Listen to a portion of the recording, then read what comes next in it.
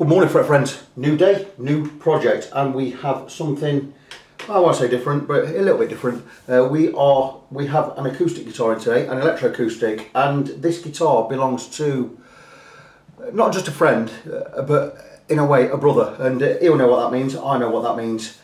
And this is a beautiful guitar, and it is, I think it's his favourite guitar, or it's his main acoustic, and it's beautiful. And I'm going to show you, and look at that, doesn't that look great? And there you go, it's a Garrison, and it's a fantastic guitar. It just plays beautiful, it sounds beautiful, but it does have a few problems, and my friend mentioned that he's getting a lot of dead notes and a lot of buzzing here and there, and I've already checked this guitar through, and it does need a complete fret level. With quite a few high frets. That in itself is not a bad thing, and it is not out of the ordinary. Now let's just get one thing right about this. I initially thought this might be the Canadian Garrison, but it's not. It was made in China, so it is an import. Now don't confuse an import with a copy. What a lot of the big guitar companies do and did, right, are when they have their line of guitars and they're exceptional quality and they're handmade and they're superb, but they can be expensive. Well, they are expensive, let's be honest about it. They are expensive, probably a little bit more than most of us can afford, but what we do is we save up and we go and buy them. Now, to cater for the market where people want that, the quality of that guitar, or they want a guitar from that builder in particular, a lot of companies started having basically factory guitars, and don't take this the wrong way, because factory guitars are not bad, but they go and have them made cheaply, or a lot more cheaper than they make themselves, and not completely by hand in Asia. Normally places like Indonesia. In the older days it was Korea, you get Indonesia, China, even India in some cases. But they are made, these guitars are made under strict conditions. They are overseen by obviously the owner of the parent company. Like Gibson pretty much has a lot of Epiphones made in China. They actually went out there and built a plant for their guitars, and they are overseen by American Gibson employees. So Garrison, I imagine, would have set this up probably now. I'm thinking after the year 2007 this import line come out, and I think Garrison sold out, someone bought them out anyway, and it does happen. But don't think just because this is an import, it is still a Garrison made by Garrison under Garrison quality control. And for an import, I must admit, this is probably one of the best I've played. It sounds fantastic. It's got a lovely big booming sound. It is not dissimilar to my my Furch made Stanford D18 copper. So I would say this is probably, I don't know if it's switch top, but it looks like cedar to me, because it looks very much like my guitar. So I'd have thought this may well be a cedar top. I would say a mahogany neck with a rosewood fingerboard. You have got, I don't know what kind of frets they are. I was wondering if they're brass or not. I don't think they are. And it's a fantastic guitar. You will have, I would imagine you've got Grover tuners on there, which you have, which is always showing that it is a good quality instrument. I also like about this, I like the way these string pins, or bridge pins, go in an arc that way. It's nice. It's smiling. It's having a little smile for Jesus, you know what I mean? Fantastic. So yeah, a great guitar. But like I say, it does need a fret level. What I'm going to do is, I'm going to check it over again, just have a quick look. There's a tiniest bit of belly bulge on there, that's normal, nothing to worry about. It looks bang on. I'm going to get my not straight edge over the fingerboard so we can determine the scale length. I don't know what it is. It may be, I would imagine it's going to be something like 24 3/4. We'll just get a regular not straight edge, place it over the fingerboard, blah blah blah blah blah, and I'll just see, check the state of the neck.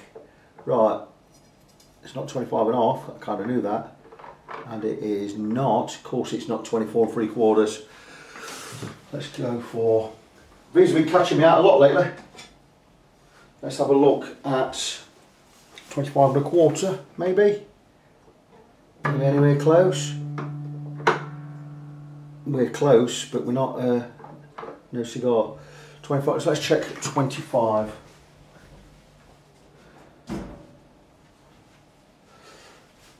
few of these have been catching me out lately, scale lengths, like PRS for instance, either 24.5 or 25. What we got here? It's not a 25. Brilliant. It's not going to be a 24, I'll tell you that. The closest we can get is, yeah, very awkward, 25.25, just goes on the neck. The neck has a little bit of relief in there. What I'm going to do is, I'm going to move the camera around, I'm going to remove the strings, we're going to get the neck set dead straight. Once the neck is set dead straight, we might have to alter the truss rod a little bit. Once we have got the neck set dead straight, we can go across with a fret rocker and we can determine and check which frets are high. One thing I have to do when we have high frets is knock the nut off. Not always, doesn't always go well. So we're going to be very, very careful when we knock the nut off, because I need the nut off so I can level all the frets with a leveling beam. This is going to need a fret level, but I'm going to first determine what frets are high, how many are high.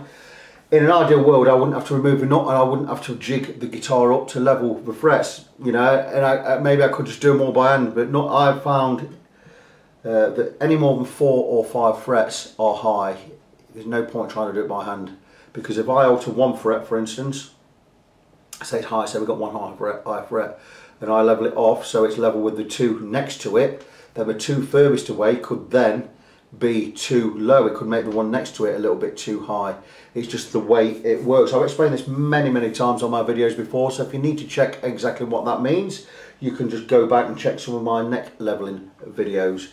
End of the day, if there are more than 4 or 5 frets, I mean 4 normally, 5 at a push, but once you get to more than 4 or 5 frets being high, there's no point trying to level them by hand. You've got to get it all jigged up and you have to do a lot, and it's a long process, because not only are we leveling all the frets with each other, once we've leveled them, where the frets have that curve, which we call the crown, we're flattening them out and we need to put that curve back in, and that takes time. And once that curve's back in, then we have to polish the frets again to get off any file marks or any cuts in there, because basically what we're doing is we're cutting the frets and we have to smooth them all off, and normally that involves going with 4 or 5 or maybe even 6 different grits of sandpaper. Which if that is the case, which well, it is the case, it's always the case, you have to tape up the fingerboard, you have to tape up the guitar, make sure you're not going to knock the guitar with a file.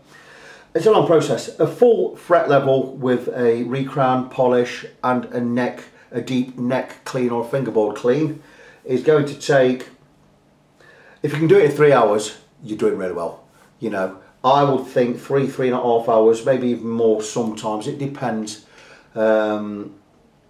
You know, so that's what we are looking at, but I can't really do any more or explain any more until I have the strings off and we get the neck straight. So stay tuned for that and I'll be back very shortly.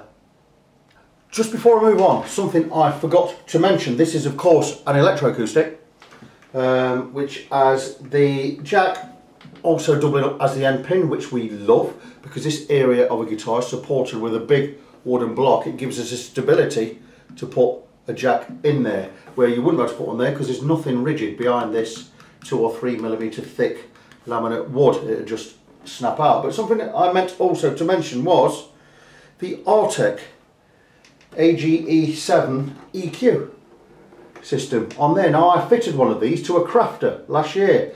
Now Artec, maybe some of you have not heard of Artec gear before. Now Artec are they're not just a pickup builder, we're electronics, guitar electronics, and they have been building or making pickups for many of the import companies. Now I'm talking companies such as Ibanez, Dean, Schecter, Epiphone, to name but a few. They are a Korean based company. They make fantastic pickups, and many modern pickup suppliers, especially in America.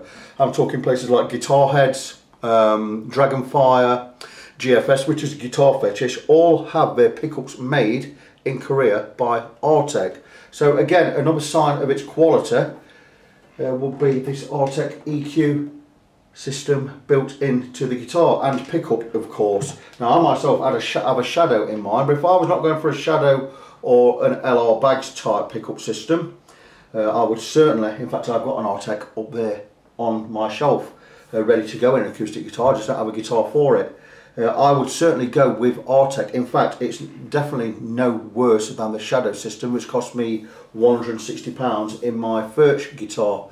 In hindsight, for the money I spent on the Shadow, I might as well have just gone for the £30 Artec. So there you go. So another sign of the quality of this guitar, even though it is an import. But like as mentioned before, I will get the string. I've just been playing it. That's the thing I've been doing. I'll be totally honest with you. And I've been playing with it acoustically, and it sounds beautiful. It sounds really, really good.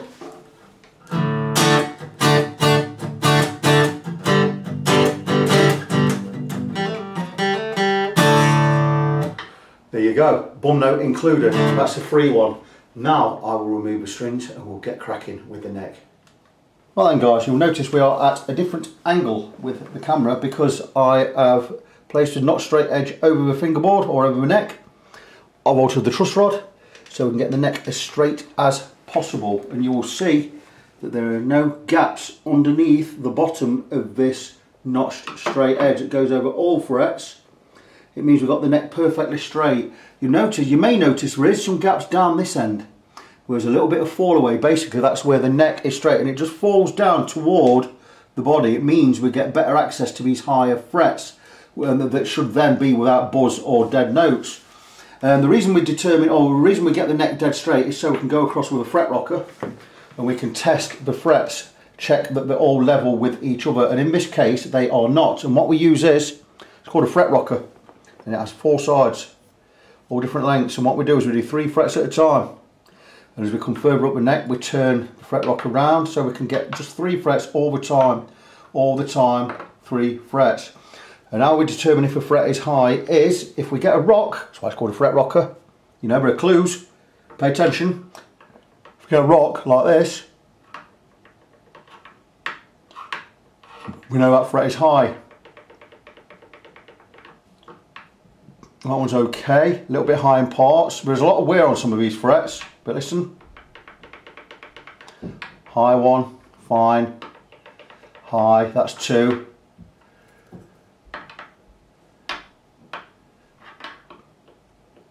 three, okay, 4,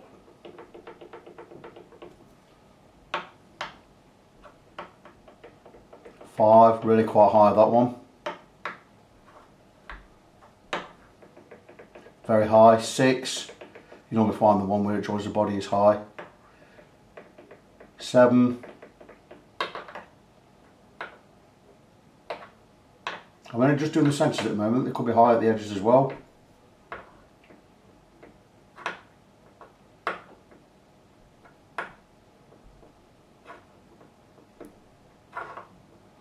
So I would say we've got at least 7 high frets. That one's a little bit high in places. Oh, here you go, listen.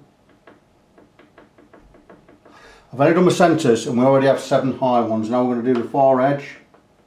That's 8. There's another one there, look. So we have 9 frets high just by checking those areas. Once you get above 4, you have got to level the whole lot. What we are going to do is, because we have a little bit of fall away here, and what fall away means is that neck is tilted slightly backwards from the body. But when you get to here, it straightens out. So your neck sort of comes here, then drops that way there. It's called fall away. Now we like fall away because it gives you great access to these frets here. We normally do fall away from the 15th fret. On here it's the 16th.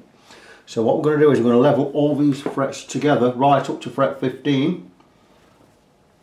And then what we're going to do is we're going to slightly angle the file, and just so it brings these down and gives a slight gradient going to the last fret. We do this on electric guitars as well, fall away. So that's what we are going to do. I'm not going to use a radius block for doing this. I'm going to use a perfectly flat leveling beam. This piece of steel milled perfectly flat top and bottom, and we're going to go with a coarse grit on this side, which is 240 grit sandpaper, and we're basically just going to go until all the frets are level. Once that's done, we're going to flatten these out. We're going to put scratches in there. We're going to then go with 400 grit, which is a finer paper. We're going to get most of those scratches out, and once that's done, we are then going to where we've now made the frets flat. We're going to put that curve back in. I will show that process once I get onto it. But if you see here, I don't know how much I can zoom in. Let's have a look. We all know how a fret's shaped. Just zoom in a little. If we look here, you see there's a dome. That's domed at this edge, and that's called the crown. Now when we flatten these, we're not going to remove a lot of material, but we are going to slightly flatten the tops. Now the reason these are domed is we want minimal contact between the string and the fret. We want just a thin line at the top, normally around about 1/4 of a millimetre. So if we flatten them, we need to put that curve back in. It's called the crown. And so I'll have to do that by hand with a file. We'll get the fingerboard all taped up so we don't cut into the fingerboard anywhere. And I'll be doing that with hand files, various hand files. I'll show you the process once I get onto it. Once that's done, then we have to then polish the frets using various grits of sandpaper. It is a very long-winded job. I would have thought 5 hours was too short a time, or too long a time. I'd have thought around about 5 hours for the whole process. Can be a little bit more, it all depends. The most of your work that goes into doing a fret level is the crown, not so much the crowning, but definitely the polishing. Because we need to get them perfectly round again with a small minimal contact area that hits the string. That way we're not going to have notes fretting out or buzzing. If you know me, you know that I always explain that a neck is the most important part of a guitar body, because if the neck is straight and the truss rod works, or if the neck can be straightened by altering the truss rod, then anything else can be changed. But if you can't get the neck straight, you can never have level frets. The neck is the most important part of a guitar. If the neck is straight, and this is just about straight with hardly any tension on the truss rod. We do have a two-way truss rod, which means we can bend the neck both ways, that way, or we can have it dead straight. Managed to get it dead straight, which is fantastic, with hardly any pressure on the truss rod at all. That means it is ideal and prime for being a fabulous guitar. So whatever anyone tells you, you can have the highest, the best Gibson guitar in the world and the crappiest, I don't know, Encore, Squire or whatever. But if the neck on the Encore or the Squire is fine and the neck on the Gibson is not, it can make the Squire or the Encore a better guitar than the Gibson. It is all in the neck first and foremost. Once we've determined that the neck is fine, the next most important part of the guitar is the frets. Are they level? And if they aren't level, get them level. You can always get them level with a straight neck, no problem at all. Once that's done, anything else on a guitar can be altered. You can even change the body. You can change the saddle, you can change the tuners, you can change the bridge, you can change the electrics, change the pickups, anything you like. But unless the neck's right, the guitar will never be right. Most important part of a guitar. So without further ado, I'm going to crack on. The work's not been okayed yet, but I know James will say yes, get it done, thank you so much. I appreciate the time and effort you are putting in. God bless him. Anyway, time to crack on. I have been over the whole fingerboard with a fine tooth comb, or should I say I have gone across properly with the fret rocker in all areas of the frets, and there are no less than 13 frets needing attention. That is more than half. Now I've tested all 3 areas of the fret. I test the centre, I test the far side and the near side. So it gives me 3 areas where they are. And I've marked out where on which frets need attention. And the most attention is needed up at the body end of the guitar. There are 4 full frets that need attention. So it's no wonder that James was getting fret buzz around here and dead notes. This full fret, full fret, full fret, full fret, 4 of them there, all need attention across the whole lot. Then there are parts on, there's a part on that one, a little bit down there, there's 2 parts on this one, a part on that one, part there, nearly a full fret. I'll show you where I've marked off in black. They are the frets that need attention. I don't know what you can see there, maybe the light's all wrong, I don't know. But I've been across precision. Now, I listen for any amount of rock anyway, even the smallest bit. Now let me tell you something. Here we have 0.02 of a millimetre gap in here, which it hardly registers. But that is a lot when it comes to the height of a fret. That much difference in one fret to all the others can cause fret buzz, especially if it's down the body end, right down up towards the bridge, because if it's one just there that's high, you're going to get fretting out notes all behind it, all coming towards the neck. We have 4 frets up there, give us a problem. Now, to give you an idea of what 1/50th of a millimetre is, do I have a light? I don't have a light. I'll take my word for it. Can you see that gap there? That is a 50th of a millimetre, or in inches, it is exactly 1,000th of a millimetre. It barely registers. A piece of paper, A4 paper, is thicker than that. It barely registers, but it makes a big difference to frets because we are dealing in fractions. You know, end of the day, when the frets are level, if they're level, they're level. If they're not, they're not. And just a fraction of a millimetre, right, is going to cause buzz somewhere. It's why we have them precision levelled. So that is what I am going to do. Now, James hasn't got back to me. I know he will okay the work, but he hasn't got back to me. So because he hasn't got back to me yet, I am going to hold off on this guitar just for a short while until I've heard from him. Because there's no point me going on with the work if it's not been, I know we'll okay it, but it's not the point. If it's not been okayed, I can't go on. So there are 2 jobs I'm waiting on for owners to get back to me. So I'm going to just put this on hold a little while. I have something else to be getting on with. Which is absolutely fine, and I will commence the work on this guitar once James has okayed it. Where this video is right now, I'm going to send all of the video I've done previous to James so he can check everything, make sure he's happy with everything, and we will crack on. Right guys, I'm going to give a quick explanation on how we work this when we are leveling frets. Because zoom in just a little so you can see the whole fingerboard. Right, we're in there, that's good. As you can see, I have a guitar clamped onto a neck jig. The neck jig enables us to get the neck, once we've got the neck straight, we support it with steel rods underneath, we tighten them, determining that we have the neck absolutely straight. Once the neck is straight, I will go across again with the fret rocker and I will determine which frets need the work. For instance,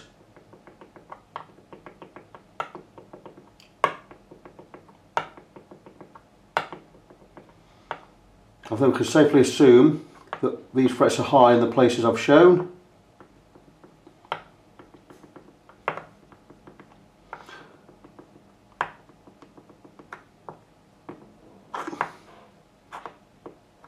Like I say, there are 13 frets. Anyway, we have assumed that these are the ones that need doing. The 13 I've marked up in black pen. Now you may not see from where you are.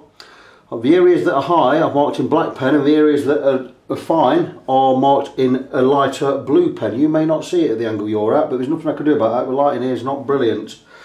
But what I am going to do first is, normally I will take, this is precision milled flat, this beam.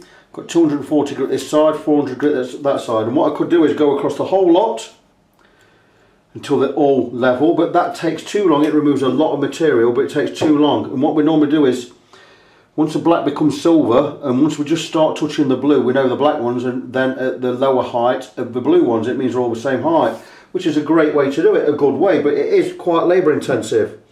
What I like to do is I like to take a flat file, in this case a number 3 Swiss file, and where I have a high fret, I've already done 3 this morning, 1, 2, 3. If we test those now, we'll see there's no extra height on any of these frets, and they are level. And there's this one here. So I've already done that, so what I'm going to do is I'm going to take the blue pen, and I'll colour these in, now and colour these in blue. And I will go along all of the frets, all of the high ones, we'll come into this point here. I don't know what you can see exactly. I have a cleaning cloth for my file. Every time we do a file, we clean, every time we do a fret, sorry, we clean the file, remove any burrs. And what I like to do is go to the next fret along, find out where it's high, if it is high anywhere, just on the edge.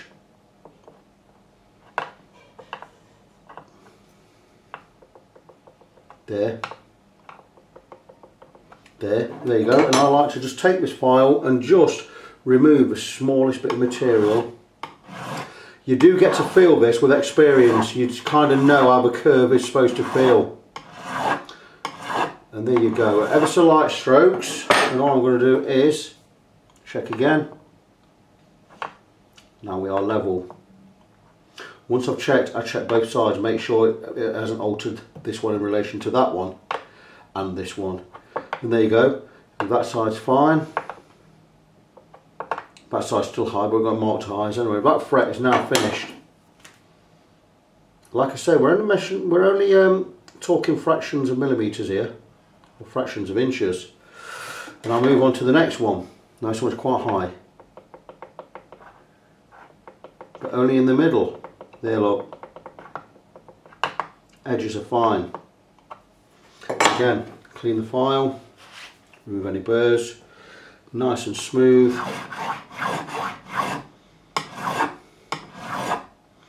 Just remove the black area. Black area is there. Always checking. And that one is done. I knew this part is high on the next one. Anyway, so we're moving along the fretboard nicely here. This is not the end of the work, by the way.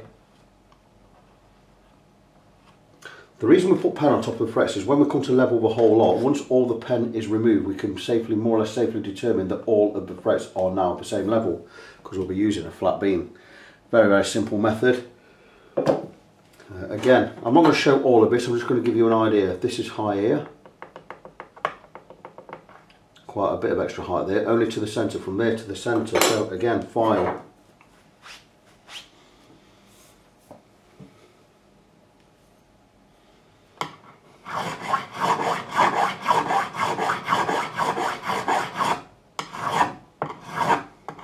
We can see on the camera, but all the blue is untouched, all the black is what I filed. And all we do is we'll go and check. Still high, getting there. Not a lot higher than the other one now, so. Now then, you'll be likely thinking, is that it once he's done that? Is it that simple of a job? No, it's not. But we've removed that height there now. Now the thing is, what we have done is we have flattened that because we removed height. The file's flat and we've flattened it. What we will then do is we will take a crowning file. It's a file with a groove in it. And when we've flattened fret, we now need to put that arc back in, or the crown. And what we do is we will take this. I'm not going to do this yet, but we're going to do this on all of them later. But we just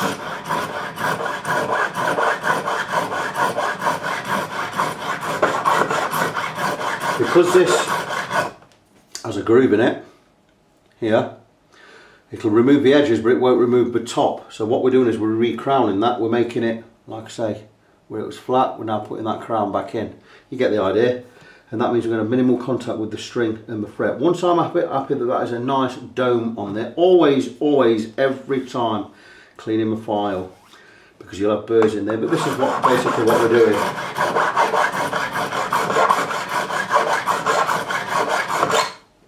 Beautiful. That fret is almost done. What we'll do is we'll just check the height again.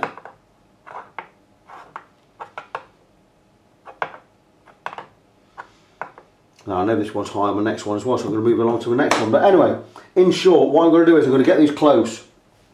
Once they're all close, I'm going to go across with the levelling beam and we're going to go backwards and forwards on the whole lot. Once all the pen is removed, I will then move to the finer grit, which is 400 grit. We'll pen all the frets up again, then we'll remove all the pen, just a few strokes. Once all the pen's removed, we'll then we'll know that all frets are level, and we've removed some of the scratching because we're using a finer grit. I will be replacing this paper before I actually do the work. So I'm going to crack on, get these all more or less level, then I'm going to come back, I'm going to get everything penned up, I'm going to put brand new sandpaper on both edges of this beam, and we're going to come across and we're going to do the whole lot. And here we are, frets all levelled. I did exactly what I said I was going to do. Been across with the levelling beam. We've got all the frets level with each other along the whole length of the neck. Now, what happens is when we level the frets and we're filing this way, we put scratches in this way across the frets. And the next part of the job is to do two things. One, where we've now flattened the frets, we're going to put that crown back in. If you imagine a fret going this way, it's now flat across the top. Well, this should be a dome all the way across the length. So it should be that, so we call that the crown. I'm going to put the crown back in. Once that's done, these scratches that are going this way, we're going to polish out using various grits of sandpaper, and I will run through about 5 or 6 different grits, probably starting around 800 grit, which is a medium fine. We'll go up to 1000 grit, 1200 grit, 1500 grit and 2000 grit, maybe even right up to 2500 grit. We'll polish that way, we'll come the other side, we'll polish this way. So we'll do each fret 6 times and we'll finish off polishing with some of the finest grade steel wool. And that will remove all of the scratches across the frets and bring them all up to a mirror-like finish, and they'll be super smooth. When you bend the strings on the frets, you will not feel anything. Also, another thing we've achieved down this end, with quite a bit of wear, but because we've levelled the whole lot, we've removed about 1/10 of a millimetre from a whole lot, we no longer have the wear grooves on these frets. They are super smooth and flat. So it's a double, you get a double, it's a double whammy, not a double whammy, it's a double advantage when you do a fret level, because you remove the dimples where there's wear, and you also get a complete neck where the frets are all level with each other and they are shiny smooth. So it's going to play absolutely wonderful. I would think there's going to be at least another 5 years in these frets before we have to look down the line at maybe doing a refret. There's enough height on there to get them recrowned. So without further ado, I'm going to get it all cleaned up like so.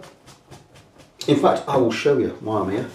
I'll have to make a video longer. I'm going to show you how the frets are now all level. I'm just going to whiz across with the rocker.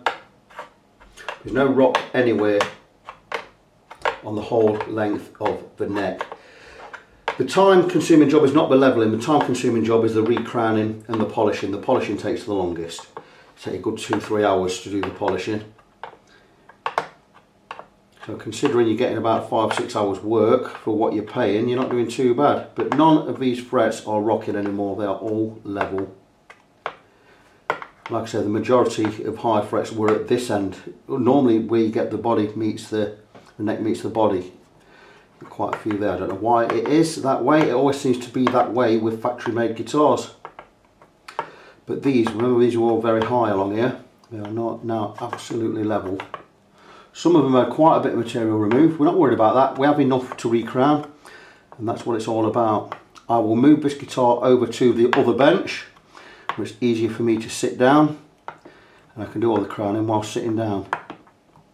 But there you go, these frets are all beautiful. That's it, absolutely fine, really pleased with that. Like I said, I'm going to move the guitar now, then I'm going to crack on getting them recrowned and polished. Alright, this little bit is going to be a little bit weird because I'm going to show the result before I show the method, but it makes things easier for me to explain afterwards. And what I've done is, the frets at the body end of the guitar, where the neck meets the body and joins the body, basically this area, if you will, I've already recrowned these frets, and I'm going to show you the result. And the result is, I've removed material with the exception of a line down the centre of the fret. And if I show you, if you zoom in on that or look closely, you will see that there's a thin line on each of these frets. And it's probably 1/3 of a millimetre wide. And that is because what I've done is, where I filed the frets level, to get them level, they've been flattened, and what I've done is I've put that crown back in, and that thin blue line down the centre of that fret is where, that's the part of the fret, we'll go from the top, the part of the fret, where the string's going to touch the fret is going to be where that thin blue line is. And it's minimal contact, and that is what we want, because if we have a larger area and a string coming on a flat area, it's going to buzz and ring. But if we have a curve, the string is going to touch the curve. The string's coming this way, and it's going to touch just that apex there. You understand where I'm at, or what I'm saying?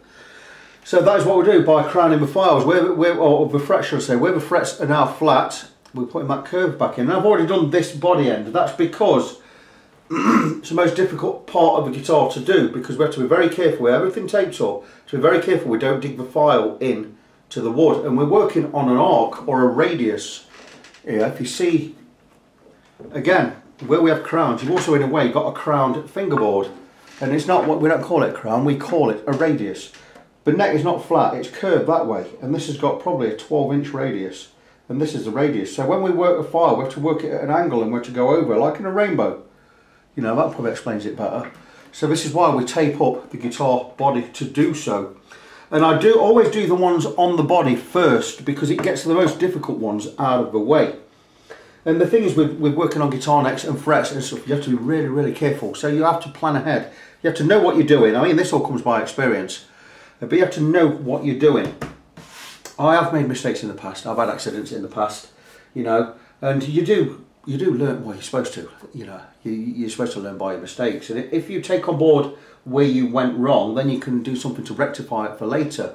And I think I'm pretty much set in my ways now that when I come to doing a job like this, especially when it's frets or network, right, I don't really have accidents anymore. Now there are exceptions to the rule, because accidents can happen any time, anywhere, and they are mostly beyond our control. Now accidents that are under our control, you know, we can do things, we can change the way we do things to make sure they don't happen again.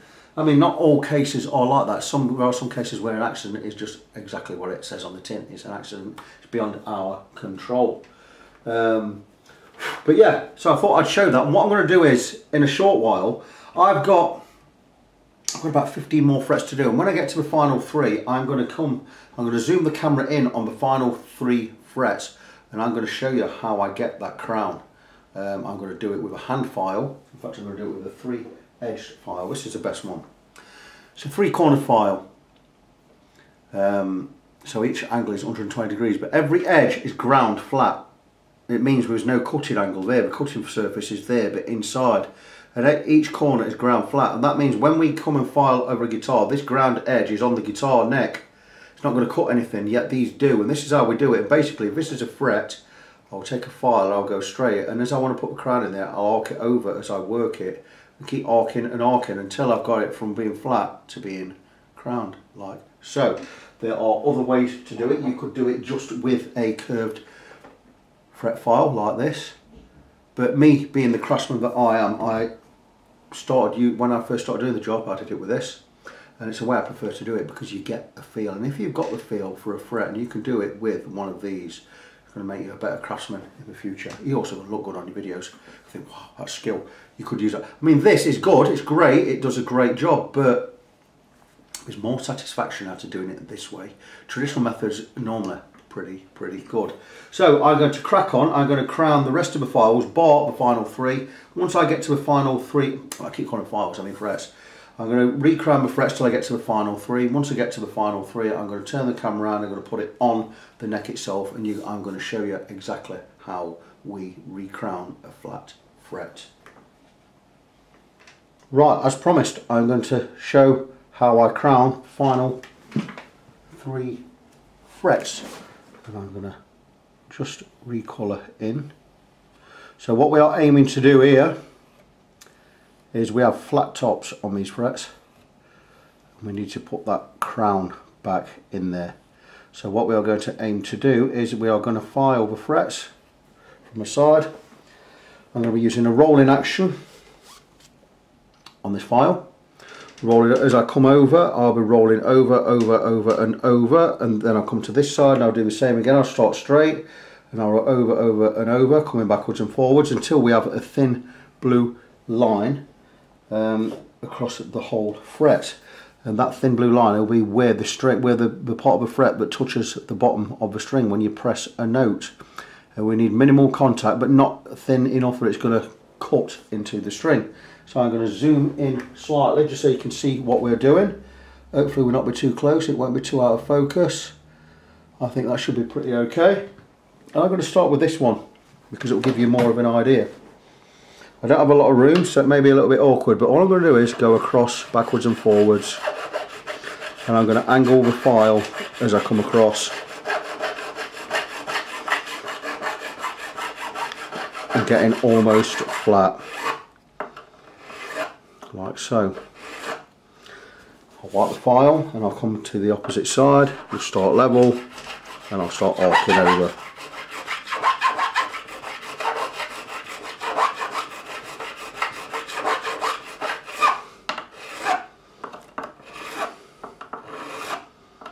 And if you now see, we have a thin blue line just down the centre of the fret. That is now crowned. I'm going to wipe the file, I'm going to wipe the fret, and now I'm looking at the edges, looking for that perfect semicircular dome on the edge, and I have it there, and I'm sure I have it on that side. And I'm going to now take the crowning file just to remove any burrs we've left in there. I'll use a 2.5mm side, that's the width of the fret.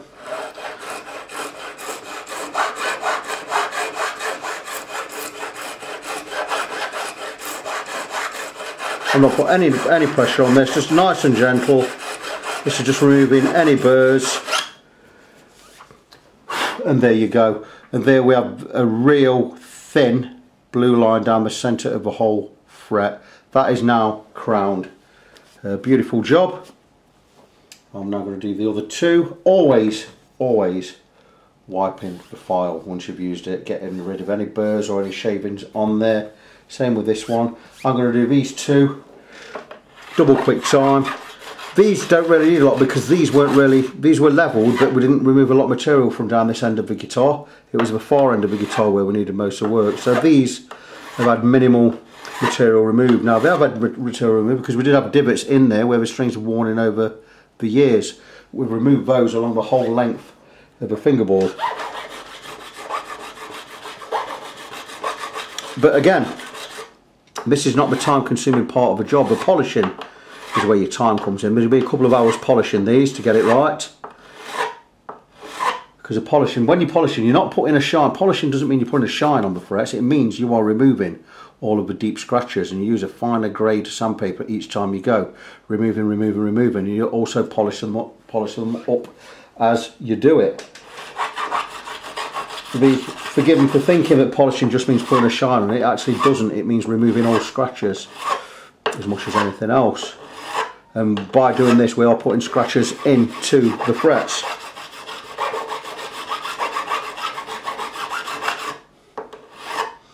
Beautiful. You get to feel this. I say from experience, it appears I was just a natural at this when I started doing it. I could more or less feel it straight away. It's why I know I was built, or this was the kind of job I was going to end up doing. When I started doing it, I thought, yeah, this is perfect. Just feels right. And there you go. They are done. I just need to finish off with this just to remove any extra burrs. We'll start with the third. This good thing, starting on the edge here, we always get the edge done first. Come across and down, get the arc in there. That one's done. Last one.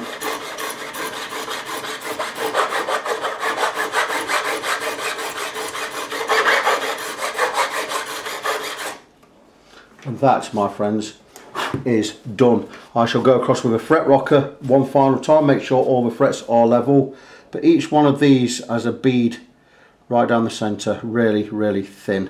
They are now all crowned, it's finished. I'm now ready to move on to the polishing. So, camera's a little bit skew with, but you'll get the idea. We've now moved the guitar over to the third bench, which is the fret polishing. Well, this is not just a fret polishing bench, it's also where I do refrets as well. But you can see the guitar is now horizontal. It's in the vise. It's not in the vise, it's resting on the vise. I've already started doing the polishing. We'll zoom in just a little, and how I do the polishing is I take 5 different grits of sandpaper like so. I've already done 800 grit, then we move up in grit size. We go from 1000 to 1200 to 1500 to 2000 to 2500, which is uber fine. And it's just a matter of getting your sandpaper. Like I say, this is 1000 grit, and all we're going to do is we are going to polish the frets across the top.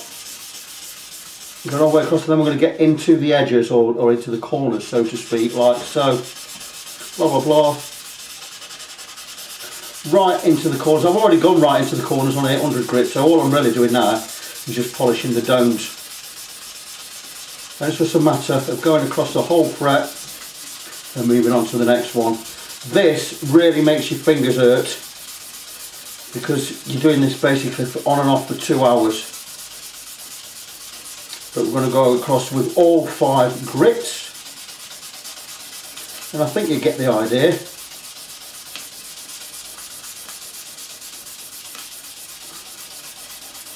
Getting right into the corners, right in there.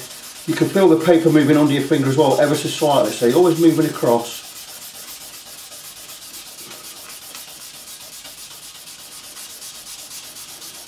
Now onto the third. Once you've done half a fingerboard with this, you feel it in your hands. You've got cramp in your thumb, but it's great. I love it. Just to see the results. And once we've done, what we're doing is we go in with a finer grit of sandpaper each time. That's 3 done, and we're wearing the sandpaper out just a little up, and we're going with a finer grit each time. So what we're doing is we're removing all the scratches that went this way where we're leveled with the beam. We're going across this way and we're removing all those scratches in there. By the time we're done with the 5 grits and finished off with steel wool, there'll be no lines left in there. It will be highly polished and glass smooth, enabling the strings to be bent and played with precision, where if you bend the string up and down like so, you're not going to hear any scratching anywhere. This is the longest part of the process. It's a long-winded process, but it's so satisfying to see the end result. We've already determined that all the frets are now level with each other. They've all been re-crowned, and now we're getting on to the polishing. Once done, these frets will all be level, will all be highly polished. It'll look like, the neck will look like a brand new neck. It'll look like it'll be basically just like a re-fretted guitar.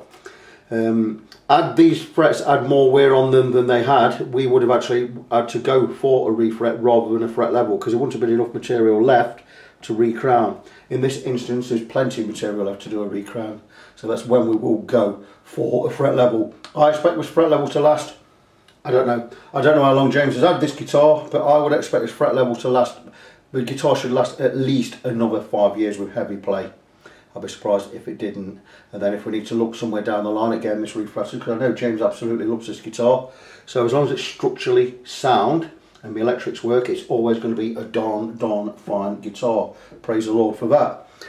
So yeah, I'm going to crack on with this. I'm going to go across with all 5 different grits of paper, and I will come back. In fact, I'm going to move the camera. Next time you see this, I will have it on the other bench again, ready for restringing. We'll show you the result of the fret polishing and finishing off before I get new strings on, so I can wow you with my skills and you can be amazed, and we can all thank the Lord.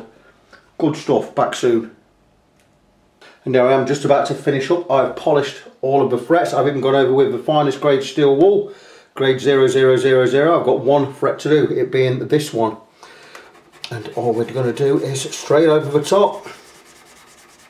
This will bring it to a... It's still quite dull even after polish with 5 or 6 different grits of paper, but once you get to this is what brings the shine out, and that's why we'll leave the tape on all the way. This looks absolutely stunning.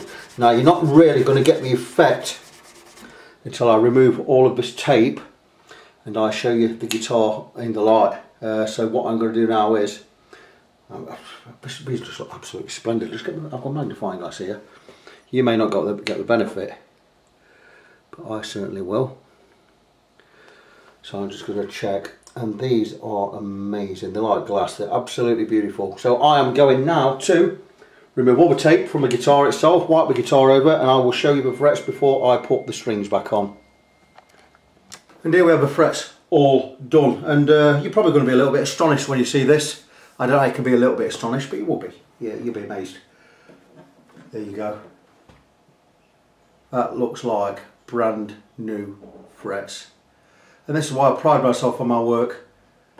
It's why I'm proud of being a Christian, because the Lord guides my hands and this. And the reason I'm talking a lot more about the Lord on this video is this guitar belongs to a brother in Christ, a good friend of mine, and he will appreciate not only my words but the work that's gone into this, and how these frets have finished up. They are beautiful. There are no indentations on any of those frets. They are super polished. They're like glass. They're beautiful. It's like having a new neck. Yeah, I mean, I'm proud of this, but then again, this is up to my standard. This is a standard I expect of myself. But those frets there's a lot of wear in those frets. There isn't anymore. They are all perfect. So that is the job in question done. It does get a setup included.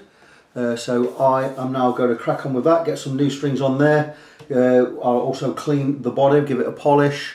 I've got to put the nut back on, which is locking about somewhere in the case, or I hope it's in the case, otherwise I've lost it. Once I lost it, get the saddle back in, get some big fat Elixir strings on there. This set is a 1256 set, I believe, is it?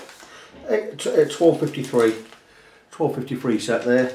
Elixir 8020 bronze. Nano web, so they're coated, not cheap these, anti-rust, very good strings. Stick some of them on, and I'll come back once it's ready and we'll have a little strum and finish it off. So we're just about coming to the end, and I was tightening up the tuners, drovers, and these screws are fine. I've tightened up the bolts on the front that hold them in, but we have what we call spinners. So I've removed 3 screws there because they're spinning around in the hole. So what I would do in these circumstances is I'm going to plug those holes. I'm not going to plug them right up either, but what I tend to do with something like this is I have a little drawer with some split match stalks in there. These gubbins, little match stalks like so, no great thickness or anything to them, but these are perfect for just shoving in the hole for the length of a screw. And you'll snap it in there, then you'll put a screw back in. It gives you something for a screw to bind onto. You don't need to put any glue in there or anything. These will find their own level and they'll be absolutely fine. All that does is it stops the screw spinning in the holes. You can get a nice tight screw in there. And I'm just going to drop one of these in each. And maybe a little bit thick, but we'll see when we get there. They may also be too long, but they're not only too thick, they're too long as well. So I'm going to split that just a little bit more. Just take a screwdriver, put a split in it, it should split straight down its length, like so. You don't need a lot in there. Something as small and thin as that should do, just to give the screw something to bind onto. If I break that into 3 equal parts, cram it in there, fantastic. Like I say, the screws will find a level. This just gives enough of a screw to bind onto, and this will itself create enough resistance in there. It'll be fine. So that's that. So I will now get those screws in, get the strings on. I've already cleaned up the saddle, made a little bit of a file there just to smooth it all off because there's some deep grooves in there. I've smoothed it all off. That'll be absolutely fine. I'm going to get it all back together, get some strings on there. I've glued the nut back in and I'll come back once I've got the strings on. And here we are, all done, and the guitar looks fantastic. Sounds even better. Came in needing some attention to the frets. It's had a complete fret level, re-crown, polish. The frets look amazing. Guitar plays superb, and what a lovely big booming sound this guitar has.